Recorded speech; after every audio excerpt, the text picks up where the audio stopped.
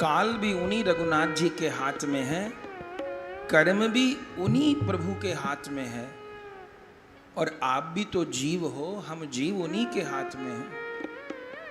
लेकिन रावण ने तो फटकार दिया मंदोदरी को। मंदोदरी रोती रह गई।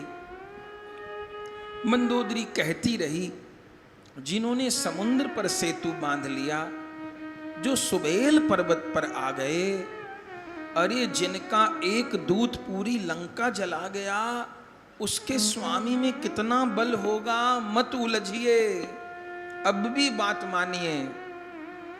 लेकिन रावण नहीं माना। धुतकार के मंदोदरी को सभा में आया है, और जैसे सभा में पूछा, गोस्वामी जी बहुत सुंदर लिखे, बोले सभा आई मंत्री न तेई बूझा। सभा आई मंत्री न तेई बूझा। करब कवन विधि रिपु से जूझा। करब कवन विधि रिपु से जूझा। सभा आई मंत्री न तेहि बूझा। सभा आई मंत्री न तेहि बूझा। मंदोदरी को रोता बिलखता छोड़ करके रावण अपनी सभा में आया, और वहां सारे मंत्री सचिव बैठे हुए हैं। रावण ने कहा, समाचार आया है, हमारे शत्रु ने सागर पर सेतु बना लिया है, और निकट सुबेल पर्वत पर ही छावनी डाल दी है। बताओ अब क्या करना चाहिए। गोस्वामी जी बड़ी सुंदर बात कहते हैं सचिव वैद गुरु तीन, जो ये दोहा तो सुंदर कांड का है, लेकिन यहां पर भी काम आएगा। गोस्वामी जी कहते हैं सचिव वैद गुरु तीन, जो प्रिय बोलई भय आस, तो राज धर्म तन तीन कर होई बेग ही नास। यदि तीन लोग डर के मारे मीठा मीठा बोलने लग जाएं, डर के मारे, कौन? सचिव, राजा का सलाहकार, मंत्री, वो बस केवल ठकुर सुहाती करने लग जाए, चापलूसी करने लग जाए, और वैद रोगी जो कहे हर बात मानने लग जाए, और गुरु भी मुंह देखी बात करने लग जाए। तो सचिव वैद गुरु तीन, जो प्रिय बोलई भय आस, तो राज धर्म तन तीन कर। यदि सचिव केवल मुंह देखी, मंत्री मुंह देखी बोलने लग जाए, तो माने राज धर्म गया। वैद्य अगर मुंह देखी बोलने लग जाए, तो माने शरीर गया। और गुरु यदि मुंह देखी बोलने लग जाए, तो माने धर्म गया। बोले सो रावण के बने सहाई, स्तुति करहि सुनाई सुनाई।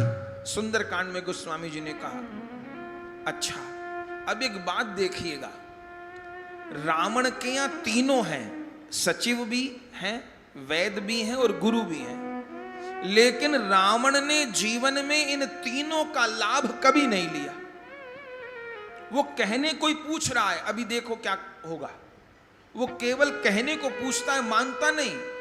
अरे विभीषण जी तो सबसे बड़े सचिव थे, सबसे बड़े सलाहकार थे, और कितना समझाया, उनको लात मार दी। ठीक, वैद सुषेण, ये लक्ष्मण जी को मूर्छा हुई बरछी लगी, हमको तो तब पता चला कि लंका में कोई वैद भी रहता है।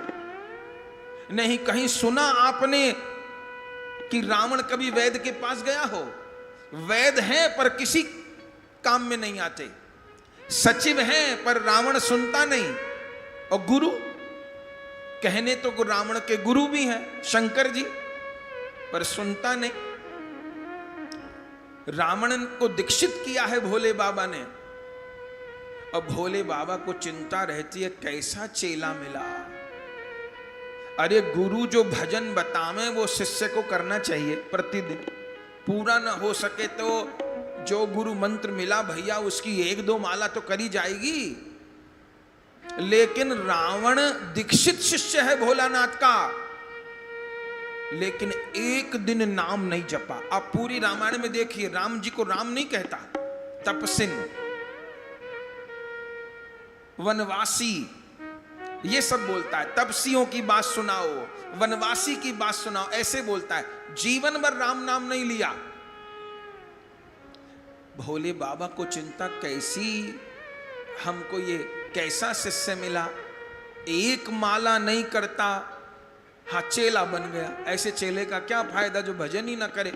तो चिंता रहती थी। लेकिन मरते मरते रावण ने भोले बाबा की लाज बचा ली। मरते लगा तो क्या बोला, गरजेऊ मरत घोर रव भारी, कहाँ राम रन हतों पचारी। तब भोले बाबा को लगा चलो अंतिम समय नाम तो लिया इसने, कम से कम दीक्षा सफल तो हुई, एक बार तो नाम लिया। उस समय भोले बाबा ने रावण से पूछा, बोले बता रावण, तुझको हमने राम नाम प्रदान किया, हमारे जैसे गुरु मिले, तूने कभी एक माला नहीं की और अब अंतिम समय नाम लिया केवल, क्यों, ऐसा क्यों, मुझे उलझन है। रावण ने कहा देखो गुरुदेव, आप मेरा जीवन तो जानते ही हो, मेरा जीवन कैसा है। मैं अपने स्वभाव में परिवर्तन नहीं कर सकता था, अपने जीवन में परिवर्तन नहीं कर सकता था। और नाम ग्रहण करने के बाद भी, गुरु दीक्षा ग्रहण करने के बाद भी, नाम जपने के बाद भी जीवन न बदले तो फिर नाम लेने का फायदा क्या हुआ। इसलिए मैंने जीवन भर नाम नहीं लिया कि तन तो बुरे काम छोड़ेगा नहीं मेरा, और नाम मैं लूं और तन मेरे बुरे काम करे। इसलिए मैंने जीवन भर नाम नहीं जपा कि नाम कलंकित न हो। तब भोले बाबा ने कहा तू अंतिम समय क्यों बोला।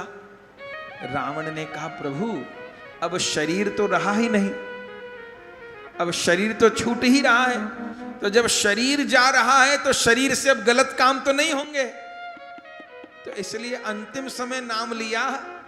और एक नाम मेरे सारे पाप क्षय कर देगा और शरीर से दोबारा अब पाप बनेंगे नहीं, तो मैं पावन हो जाऊंगा। तो रावण के यहां तीनों हैं, सचिव भी हैं, गुरु भी हैं और वैद भी हैं, लेकिन रावण के यहां तीनों का कोई उपयोग नहीं। अब श्री राम जी की लीला देखिएगा। राम जी ने देखा रावण के यहां तीनों हैं और बड़े उच्च कोटि के हैं। सचिव विभीषण जैसे सलाहकार, गुरु शंकर जी जैसे, और वैद सुषेण जैसा मरते को जिंदा कर दे। राम जी ने देखा तीनों हैं पर रावण के यहां तीनों की कोई कदर नहीं। तो राम जी क्या किए, राजनीति है, राम जी तीनों को अपने में मिला लिया।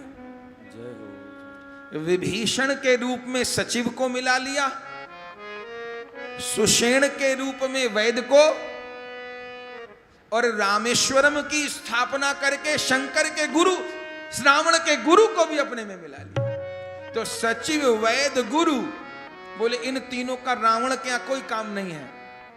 तो श्री राम जी तीनों को अपने दल में कर लिए, विभीषण जी को, सुषेण वेद को, और रामेश्वरम की स्थापना करके शंकर जी को। आनंद हो गया साहब। तो रावण पूछ रहा है मंत्रियों से, सभा आई मंत्री ते ही बूझा, और करब कवन विधि रिपुसै जूझा। अब देखिए जरा ये मूर्ख मंत्री क्या सलाह दे रहे हैं, क्या कह रहे हैं, अकहु कवन भय करिय विचारा, कहु कवन भय करिए विचारा, नर कपि भालु आहार हमारा, नर कपि भालु आहार हमारा। हे भगवान जो ठीक बात बताते हैं उनको रावण धुतकार देता है, और कैसे चापलूस पाल रखे हैं, एक ने अच्छी बात नहीं कही। रावण ने कहा मैं शत्रु से कैसे लड़ूं, शत्रु आ गया सुबेल पर्वत पे। तो ये मूर्ख मंत्री क्या कह रहे हैं, बोले कहूं कवन भय करिए विचारा।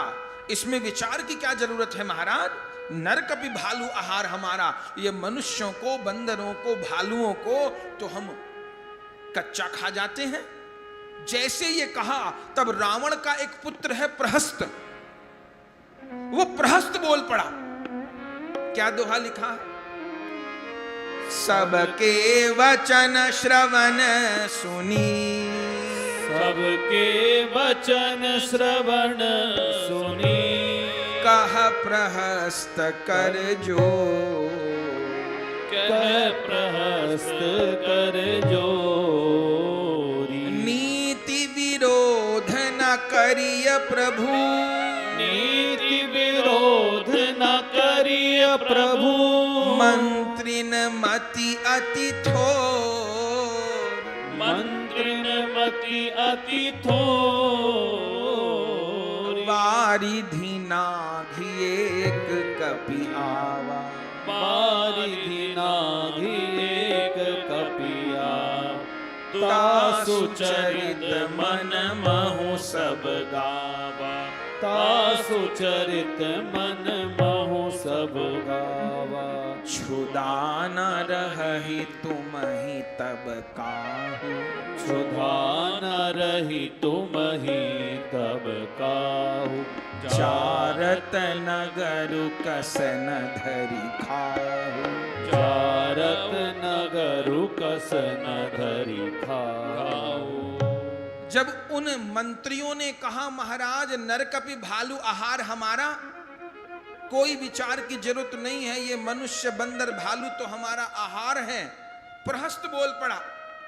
बोले महाराज इनकी बात न सुनो।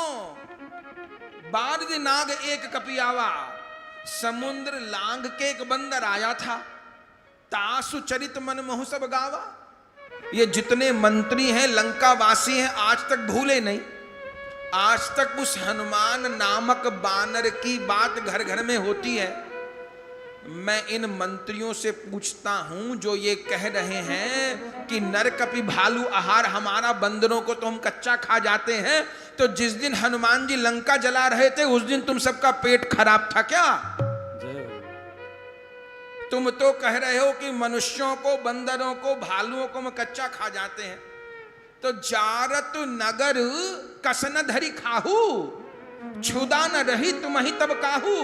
उस दिन भूख नहीं थी कि पेट खराब था। हनुमान लंका जला रहे थे, पकड़ के कोई खा लेता। तो महाराज इन मूर्खों की बात पे न जाओ। एक बानर ने लंका जला दी पूरी, और अब तो करोड़ों यूथप बंदरों की फौज आ रही है।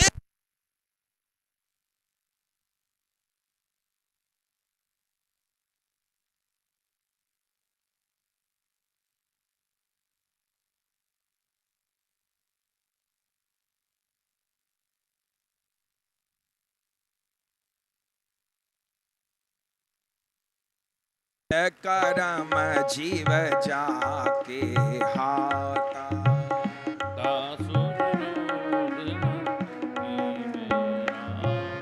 इनकी बातों पे न जाओ कि नरकपि भालू आहार हमारा, उस दिन हनुमान जी को पकड़ के खा लेते। जारत नगर कसन धरि खाहू, पकड़ के खा लेते। अब सारे मंत्री तो सिर लटका लिए नीचे, बोले कुछ नहीं। और रावण को प्रहस्त ने खूब समझाया, खूब समझाया। महाराज छोड़ दीजिए इस हट को, अभी भी कुछ नहीं बिगड़ा, केवल सेना आई है, युद्ध शुरू नहीं हुआ। जानकी जी को दे दीजिए, प्राण बचा लीजिए। पर धन्य है रावण तो प्रहस्त के ऊपर ही बिगड़ पड़ा और बोला तू मेरे कुल में कुलंगार कहां से पैदा हो गया? अपने बाप को सलाह देगा? मेरे से ज्यादा समझदार है, और डांट के, फटकार के, मार के प्रहस्त को बिठा दिया। प्रहस्त जान गए कि अब इनके उद्धार का समय आ गया है, किसी की सुनेंगे नहीं। तो रावण की सभा तो चली रही है, चलने दो, हम लोग सुबेल पर्वत पर चले। आहा, अब बड़ा सुंदर प्रसंग गोस्वामी जी यहां कह रहे हैं। ये 11वें लंका कांड का 11 ख दोहा है, ठीक, उससे चौथी चौपाई। कहा प्रभु ससी महू मेच। आहा, बड़ा सुंदर प्रसंग है, सुनिए। गोस्वामी जी कितनी सुंदर कथा कहते हैं। लंका कांड में भी आनंद कर दिया गोस्वामी जी ने। झांकी क्या है?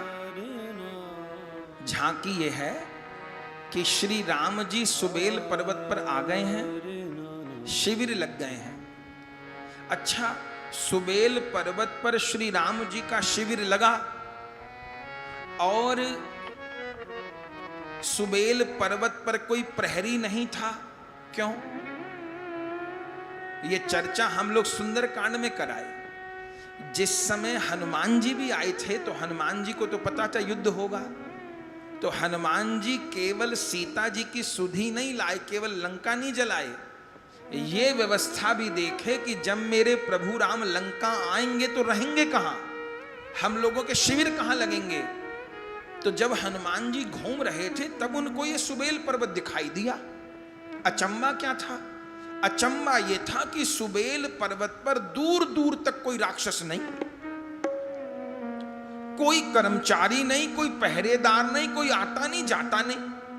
हनुमान जी ने कहा, ये रावण इतनी बड़ी भूल तो कर नहीं सकता कि इतना बड़ा सुबेल पर्वत, जहां कंद मूल फल नदी झरना सब कुछ है, और यहां एक आदमी नहीं रहता। अरे इतना बड़ा राजा अपनी एक चौकी तो बनाता, एक पोस्ट तो बनाता अपनी, पर कोई नहीं। हनुमान जी ने कभी जांच पड़ताल करो, अपने रहने के लिए जगह अच्छी है, लेकिन यहां इतना एकांत क्यों है? रावण ऐसी गलती तो कर नहीं सकता। तो जब हनुमान जी आए थे, तब उन्होंने सुबेल पर्वत का निरीक्षण किया, और जैसे कंदरा में गए तो क्या देखा? किसी के कराहने की आवाज आ रही है।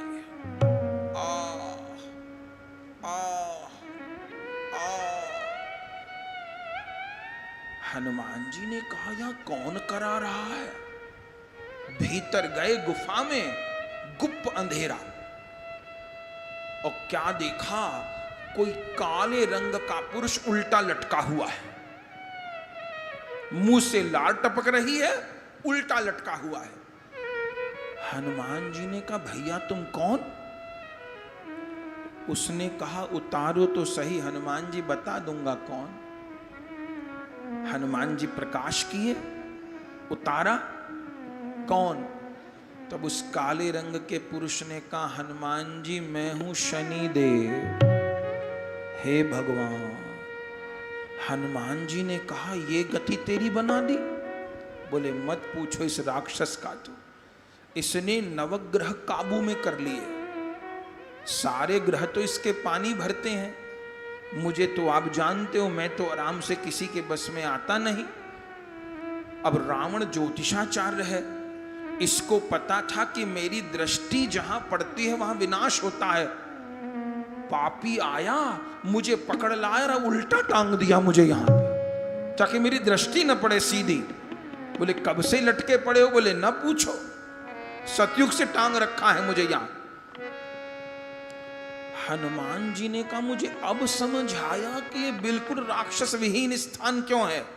क्योंकि रावण ने व्यवस्था कर दी थी कि वहां तो शनिदेव लटके पड़े हैं, और एकदम वहां कोई भी ना जाए, जो जाएगा वो शनिदेव की दृष्टि पड़ने से भस्म हो जाएगा। तो इसलिए वहां किसी कर्मचारी की जरूरत भी नहीं, वो सुरक्षित गढ़ था। पर रावण को पता नहीं कि हनुमान जी आए थे, तब शनि देव को बंधन मुक्त कर दिए। रावण को नहीं पता कि उसका एक दुर्ग तो पहले ढा दिया गया। शनि देव ने बहुत उपकार माना, हनुमान जी से कहा, आपने मेरी बड़ी भारी मदद की, आप मेरे से वर मांगो। हनुमान जी ने कहा, जाओ शनिदेव, क्या वर मांगे, अभी तो आप उल्टे लटके हुए थे, अब वर देने की कह रहे। बोले महाराज हम भले उल्टे लटके थे पर हम वर दे सकते हैं आपको। बोले नहीं, कुछ तो वर मांगो। तब हनुमान जी कहे, वर हमें कुछ नहीं चाहिए। तब शनिदेव ने अपने आप ही कहा, ऐसे मेरी 7.5 सबको लगती है हनुमान जी, कोई नहीं बचता। 7.5 में 2.5 बरस के ढैया होते हैं, तो 2.5 साल तो मैं पैरों में रहता हूं, तो उसको खूब भटकाता हूं। फिर 2.5 बरस पेट में रहता हूं, तो उसका स्वास्थ्य बिगाड़े रखता हूं। फिर 2.5 साल माथे में रहता हूं, तो माथा खराब रखता हूं उसका। लेकिन जो आपकी भक्ति करेंगे, आपको प्रणाम करेंगे, आपका भजन करेंगे, उनको मैं अपनी इस 7.5 से दूर रखूंगा। हनुमान जी ने कहा, ठीक है, कोई बात नहीं। हनुमान जी कोई वर नहीं मांगे। फिर शनिदेव जाने लगे, तो शनिदेव जाने लगे, हनुमान जी ने कहा, जाओ। बोले नहीं, अभी जाऊंगा पर एक बार आंख भर के लंका देख लूं। बोले क्यों? बोले मैं आंख भर के लंका देखूंगा, देख लेना कल ही लंका में आग लगेगी। मेरी जहां दृष्टि जाती है वहीं विनाश होता है। इसलिए पहले शनिदेव के मंदिर ऐसे नहीं होते थे, अब तो मत पूछिए, बस हर मंदिर में शनिदेव, हर मंदिर में शनिदेव, शनिदेव। पहले इतने शनिदेव के मंदिर कहीं बनते थे? नगर गांव से बाहर होते थे शनिदेव के मंदिर। शनिदेव जिस जगह रहते हैं उस जगह का तो उत्थान करते हैं, और जहां उनकी दृष्टि पड़ती है वहां विनाश होता है। जो अभी इतने दुर्घटनाएं बढ़ी हैं, सड़क दुर्घटनाएं, उनमें एक ये भी कारण है। हर चौराहे पे शनिदेव, शनिदेव, शनिदेव। अरे राम, ये हमारे पूर्वज कम समझदार थे, उन्होंने जो कहीं शनिदेव का मंदिर नहीं। अब तो मंदिर में कोई देवता न हो, शनिदेव सब में पहले ना भैया ना। ऐसा नहीं है। नगर के बाहर किसी विशेष परिस्थिति में शनि की पूजा होती, तो हर किसी आदमी के हाथ में अब तो सरसों के तेल की शीशी होती है। अरे सीधे सीधे हनुमान जी को प्रणाम करें। तो शनिदेव ने कहा, मैं दृष्टि भर देखूंगा, और देखा, और शनिदेव चले गए। तो फिर लंका जल के भस्म हो गई। तो ये सुबेल पर्वत को पहले ही हनुमान जी ने तैयार कर रखा था। तो जब श्री राम जी आए हैं सागर पार करके, तो हनुमान जी ने ही कहा है कि सुबेल पर्वत पर निवास आप कीजिए। तो अब बड़ी सुंदर झांकी है, रात्रि का समय है, बानरों ने कंद मूल फल पा लिए हैं, और श्री राम जी विश्राम कर रहे हैं। और झांकी क्या है? बोले बड़े भागी अंगद हनुमान, बड़े भागी अंगद हनुमाना, बड़े भागी अंगद हनुमाना, बड़े भागी अंगद हनुमाना। चरण कमल चापत विधि नाना, चरण कमल चापत विधि नाना, चरण कमल चापत विधि नाना, चरण जत चापत विधि नाना। श्री राम जी लेटे हैं पर्वत की तलहटी में। बड़ भागी अंगद हम नाना, चरण कमल चापत विधि नाना। झांकी देखिए, एक चरण हनुमान जी लिए हैं, दाब रहे हैं, चाप रहे हैं। एक चरण अंगद जी लिए हैं श्री राम का, श्री राम लेटे हैं, चरण दबा रहे हैं। सिरहाने पर एक और विभीषण जी बैठे हैं, एक और सुग्रीव बैठे हैं, एक और पीछे वज्रासन लगा करके धनुष बाण लेकर के लक्ष्मण जी बैठे हैं। ये झांकी है, और बानर आसपास सब हैं। श्री राम जी सुबेल पर्वत पर लेटे हैं। ये पौष की पूर्णिमा की बात है। टीका में लिखा है कि ये घटना, ये जो लीला है, ये पौष की पूर्णिमा की है। तो पौष की पूर्णिमा है, पूर्ण चंद्रमा है। श्री राम जी लेटे लेटे चंद्रमा को देख रहे हैं और उस समय श्री राम जी कहे, क्या कहे? कहाँ प्रभु शशि महु में चकताई, प्रभु शशि महु में चकताई, कहु कहा निज निज मति भाई, कहूँ कहा निज निज मति भाई।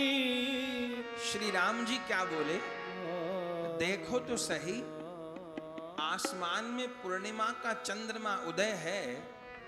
कह प्रभु शशि महु मेचकताई, इस चंद्रमा में जो कालिमा है, जो मेचकता है, कहु कहा निज निज मति भाई। श्री राम के वचन सुनिए। अंगद जी, हनुमान जी, जामवंत जी, विभीषण जी, अंगद जी और सब वानर, उनको श्री राम क्या बोल रहे हैं? कहु कहा निज निज मति भाई। ये श्री राम का बोलने का तरीका है। और रावण का, हे राम, रावण कैसे मंत्रियों से बात करता, अरे तरे से। ये श्री राम के बोलने का तरीका है। वानरों को कह रहे मेरे भाई, मेरे भाइयों। ये श्री राम का बोलने का ढंग है। कहु कहा निज निज मति भाई। ये चंद्रमा में जो कालिमा दिखाई देती है, ये क्या है? आहा, अब देखिए, सब लोग अपनी अपनी बात कहेंगे। इसमें दो के तो नाम लिखे हैं, पर बाकी के नाम नहीं लिखे। लेकिन उत्तर देने से आपको पता चल जाएगा कि ये चौपाई किसने कही। ये चौपाई दो के तो नाम बताइए गोस्वामी जी ने कि ये सुग्रीव ने कहा, ये हनुमान जी ने कहा। लेकिन बाकी किसने कहा, पर कहने से पता चल जाएगा। सबसे पहले सुग्रीव जी ने उत्तर दिया। क्या कहा?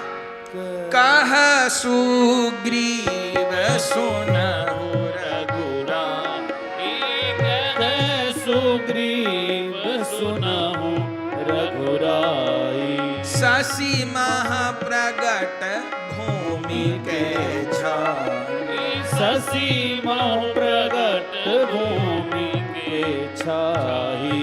हे प्रभु, कह सुग्रीव सुनहु रघुराई, शशि महु प्रगट भूमि कै झाई।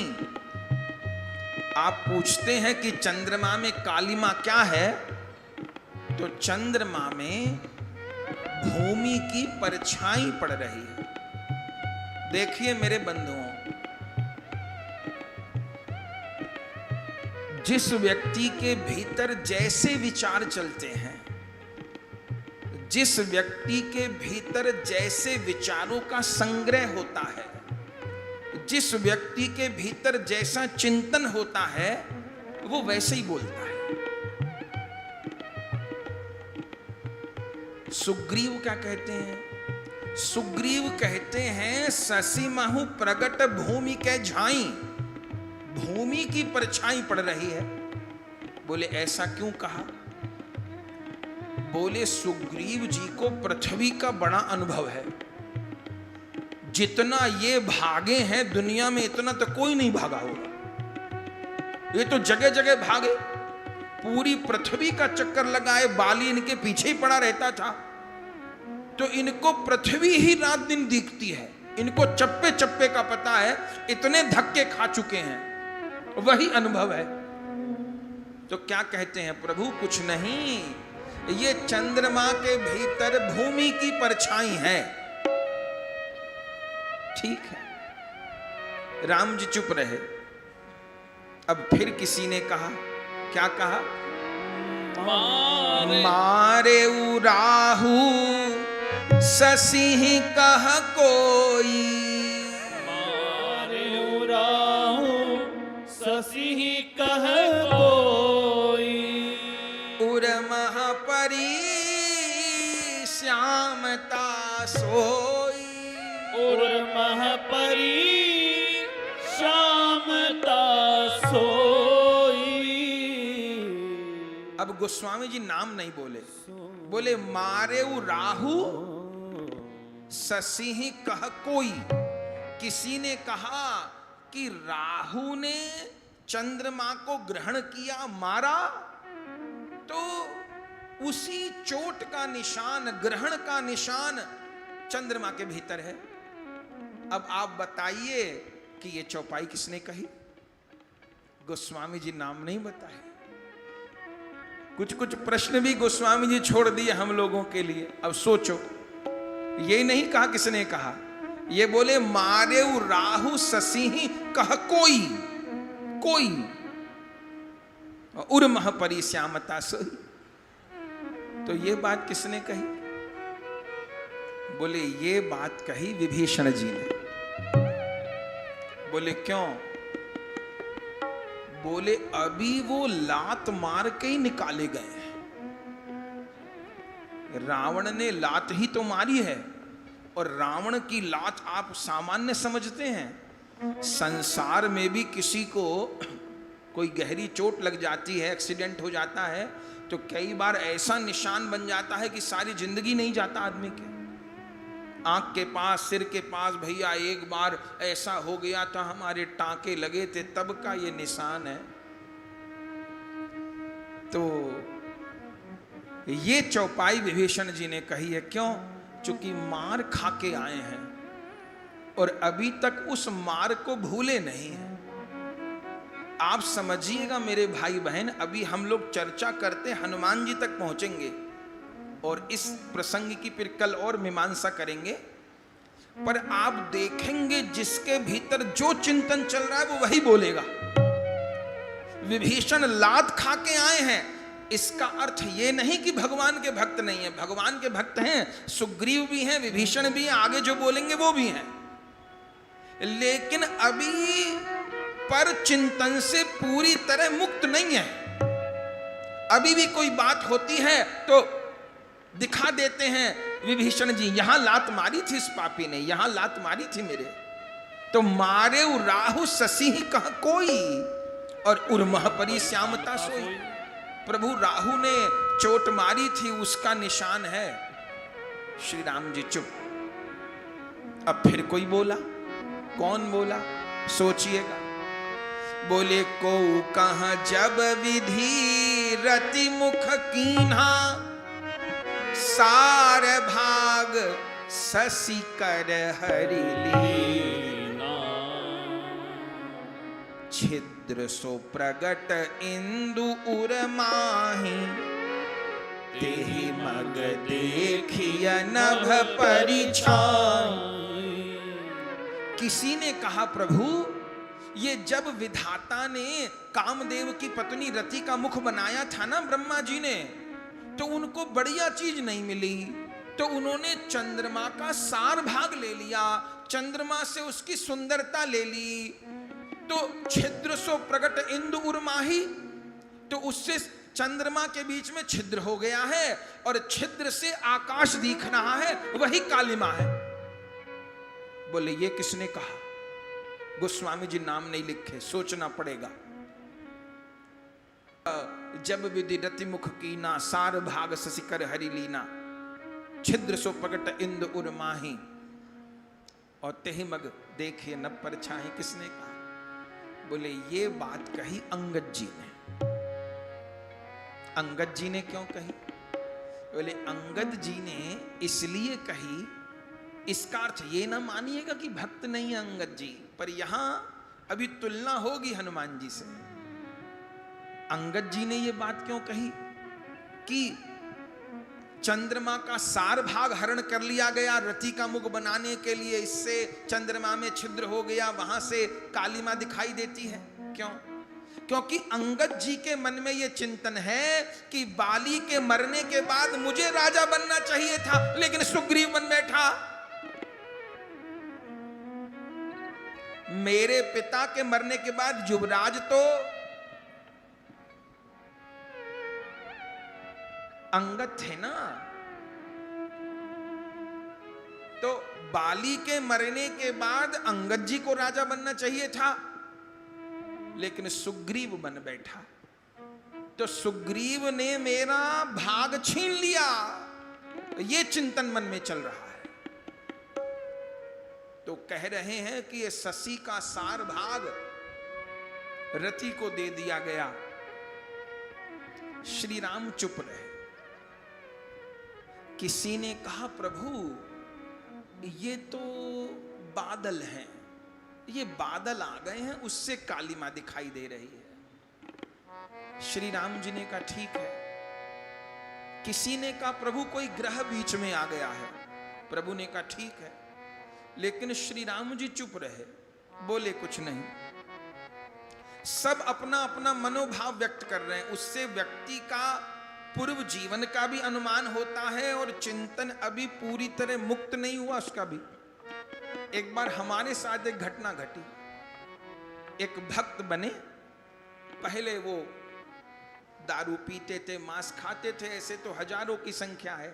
तो वो लोग भक्त बन गए, बड़ी कृपा हुई।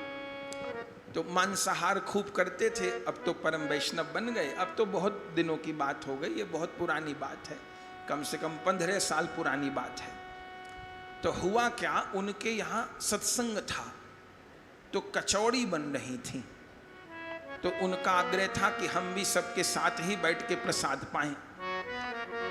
तो हलवाई कचौड़ी बना रहा था, खस्ता कचौड़ी, तो वो कच्ची रह गई, जल्दी जल्दी में नहीं सीख पाई होंगी, तो परोस दी। वो भी पास में बैठे थे। हमसे क्या बोले मालूम, महाराज जी कचौड़ी का जिगर कच्चा रह गया। हे परमात्मा, हमने तो पहली बार ये सब आदमी ये कह दे कि अंदर से कचौड़ी कच्ची रह गई, महाराज जी पूरी पक नहीं पाई, सिद्ध नहीं हो पाई। हमसे बोले कचौड़ी का जिगर कच्चा रह गया। तो बोले तो कुछ नहीं, पर हम समझ गए इनका पुराना संस्कार बोल रहा है, मांसाहारी रहे हैं। अब तो सब कुछ ठीक हो गया, पर ऐसा हुआ तो हम उस बात को याद करके हंस लेते हैं कभी कि महाराज जी कचौड़ी का जिगर कच्चा रह गया। हमने कहा ठीक है, ये यही जिगर ही पकाते होंगे तो इनको कचौड़ी में भी जिगर ही दिख रहा। तो सबने अपने अपने मन की बात कही। आखिर में सबने कहा प्रभु आप बताइए ना ये क्या है। सब अपनी अपनी बात कहे।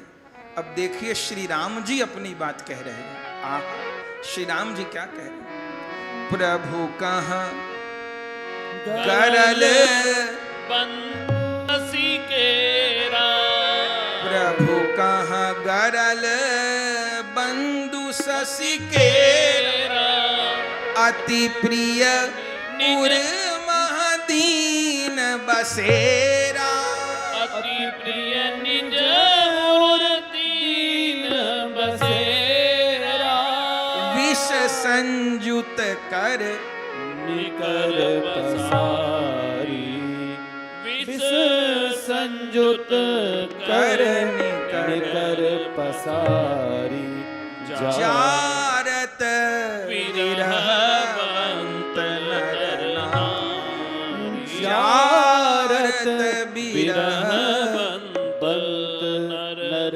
नारी। लो सुन लीजिए, सबने अपनी अपनी बात कह दी। राम जी ने भी अपनी बात कह दी। राम जी ने क्या कहा, बोले प्रभु कहाँ गरल बंधु शशि केरा, अति प्रिय निज उर दीन बसेरा। अरे ये कुछ नहीं है, तो प्रभु आप बताइए क्या है। अरे ये जो विष है ना, ये समुद्र का भाई है। कैसे? अरे समुद्र से ही तो विष निकला है और समुद्र से ही चंद्रमा निकला है। तो चंद्रमा और विष भाई भाई हुए कि नहीं हुए? हाँ हुए। तो दोनों भाइयों में बड़ा प्रेम है, इसलिए चंद्रमा ने अपने भाई विष को अपने हृदय में बसा रखा है। सब लोग जोर से हंस पड़े। बोले राम जी ने बढ़िया बात बताई। बोले क्यों राम जी ऐसी बात क्यों कहे? बोले राम जी के हृदय में भरत बसे हुए हैं। राम जी के हृदय में भाई भरत बसे हुए हैं। तो वो कह रहे हैं प्रभु कहाँ गरल बंधु शशि केरा, ये विष जो है चंद्रमा का भाई है और चंद्रमा ने अति प्रिय निज उर दीन बसेरा, अपने भाई को अपने हृदय में निवास दे रखा है। और देखो फिर अगली पंक्ति क्या कही, विष संजुत कर निकर पसारा, कर निकर पसारी और जारत बिरहबंत नर नारी। और अब ये चंद्रमा विषय संयुक्त किरणों को प्रवाहित कर रहा है, जिससे विरह व्याकुल नर नारी जल रहे हैं। इस पंक्ति में क्या बताया, बोले जैसे जानकी जी श्री राम के विरह में और श्री राम जानकी जी के विरह में, तो अगली पंक्ति में वो बात कह दी कि विषयुक्त चंद्रमा की किरणों से विरह व्याकुल नर नारी जल रहे हैं। बाकी तो चंद्रमा ने अपने भाई विष को अपने हृदय में निवास दिया है। अरे राम, निर्णय नहीं हो पाया। कोई कह रहा है कि पृथ्वी की परछाई, कोई कह रहा है सार भागरथी ने ले लिया, कोई कह रहा है पेड़ पौधे हैं, कोई कहता है बादल है। श्री राम जी तो अनोखी बात कह दिए कि अपने भाई को हृदय में बसाया। आखिर में किससे पूछा गया? अब देखिए आखिर में हनुमान जी बोल रहे हैं, इससे अर्थ क्या है कि गोविंद के भी ऊपर यदि किसी की वाणी है तो गुरुदेव की वाणी है। जय जय जय हनुमान गोसाई कृपा करहु गुरुदेव की नाई। संतुष्ट नहीं हुए, तब आखिर में श्री राम ने हनुमान जी को कहा, हनुमान अब तुम बताओ, अब तुम बताओ।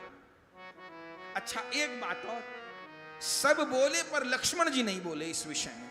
कहीं लक्ष्मण जी की चौपाई नहीं है। क्यों?